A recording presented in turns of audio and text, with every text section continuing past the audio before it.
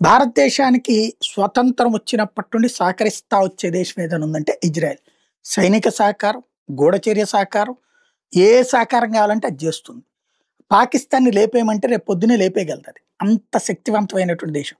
Mossad లాంటి అద్భుతమైనటువంటి network ఉన్నటువంటి దేశం.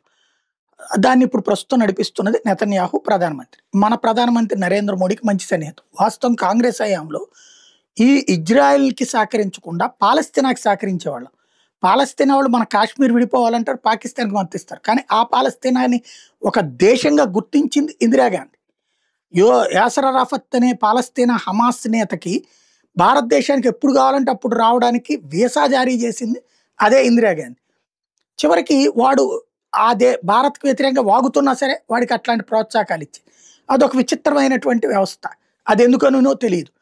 ఇప్పుడు మోడీ గాని, వాజ్పేయి గాని వీళ్ళొచ్చేటప్పటికి ఇజ్రాయెల్‌ని ప్రేమిస్తారు, ఇజ్రాయెల్‌ని అభిమానిస్తారు. ఎందుకంటే ప్రపంచంలో నంబర్ 1 నిఘా వ్యవస్థ ఉన్నటువంటి దేశం కాబట్టి. అనేక కష్టాలు, నష్టాలు ఎదుర్కొన్నటువంటి దేశం కాబట్టి. వాజ్పేయి ప్రభుత్వంలో అద్వానీ ఇజ్రాయెల్‌తో కూర్చున్నటువంటి పరిస్థితి, ఇజ్రాయెల్ టూర్‌కి వెళ్ళాడు. అంతకుముందు ఎవరు వెళ్ళినోళ్ళు లేరు. తర్వాత నరేంద్ర మోడీ ప్రధానమంత్రి హోదాలో అక్కడికి వెళ్ళడం, నెతన్యాహుతో కూర్చోవడం, మాట్లాడడం చూసాం. ఇప్పుడు అదే ఇజ్రాయెల్ ప్రధానమంత్రి నెతన్యాహు భారతదేశానికి రాబోతున్నారు. త్వరలో దానికి సంబంధించినటువంటి డేట్స్ ఖరారవుతున్నాయి. 7 ఏళ్ల తర్వాత ఆ మధ్యన మనోళ్ళు అక్కడికి వెళ్తే ఇప్పుడు ఆయన 7 ఏళ్ల తర్వాత 2018 తర్వాత భారతదేశంకి నెతన్యాహు రాబోతున్నాడు. ఈ ఇయర్ ఎండింగ్‌లో రావడానికి అవకాశం ఉంది. డేట్స్ ఫైనల్ చేస్తున్నారు.